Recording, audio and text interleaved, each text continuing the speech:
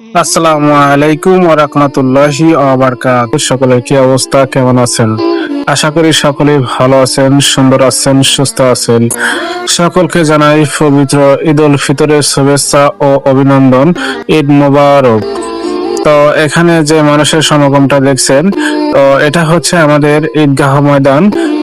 এখানে আমরা প্রতি বছর ঈদের নামাজ আমাদের সাথে সকলে মিলে আদায় করি।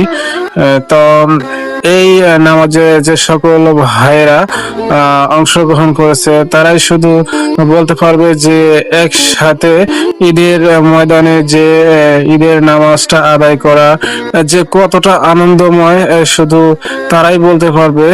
যে সকল ভাইয়েরা ব্যস্ততার কারণে ঈদের নামাজটা জামাতের সাথে আদায় করতে পারলো না, তার মতো হতভাগা কপাল পোড়া আর এই পৃথিবীতে আর কেউ নাই। কারণ জীবন কার কখন শেষ কেউ বলতে পারে না। কিন্তু